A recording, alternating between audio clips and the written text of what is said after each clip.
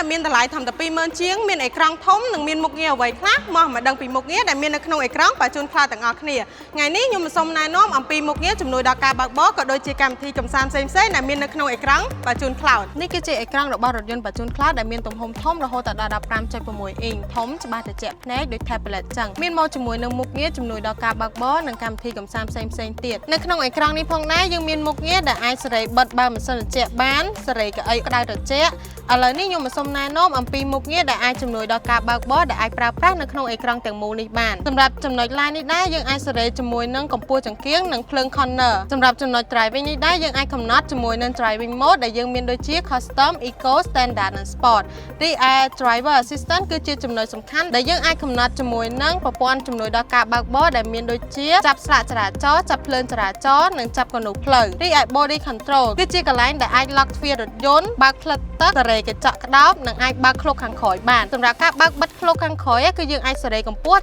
តាមអ្វីដែលយើងចង់បានដូចគ្នាអ្វីដែលសំខាន់នៅក្នុងអេក្រង់បញ្ជូន Cloud នេះដែរយើងអាចសេរីជាមួយនឹងមុខងារដ៏សំខាន់គឺ auto parking អ្វីដែលកាន់ពិសេសនេះផងដែរយើងអាចមើលជាមួយនឹងកាមេរ៉ា340ដឺក្រេដែលភ្ជាប់មកជាមួយនឹងកាមេរ៉ា record រហូតដល់ 8G ឯណោះឥឡូវនេះចូលមកដល់កម្មវិធីកំសាន្តដែលមាននៅក្នុងអេក្រង់បញ្ជូន Cloud ដែលមានដូចជា Scene Mode ដែលអាចប្រើប្រាស់ជាមួយនឹង Nap Mode, Camping Mode, Rain and Snow Mode ក៏ដូចជា Smoking Mode ដែលធ្វើឲ្យយើងមានអារម្មណ៍ relax ជាមួយនឹងសំឡេងធម្មជាតិយើងក៏អាច connect ជាមួយនឹង Bluetooth មើល YouTube connect Apple CarPlay និងមើល Google Map មកអែមតែម្ដងនេះគឺជាមុខងារខ្លះៗដែលមាននៅក្នុងអេក្រង់ដែលមានទំហំធំជាងគេនិងមុខងារកំសាន្តផ្សេងទៀតលើសគេជាមួយនឹងរថយន្តបញ្ជូន Cloud ដែលមានតម្លៃត្រឹមតែ20000ជាងតែប៉ុណ្ណោះចង់ដឹងបន្ថែមពីមុខងារដែលមាននៅក្នុងរថយន្តបញ្ជូន Cloud អាចតាក់ទងមកកាន់លេខទូរស័ព្ទ017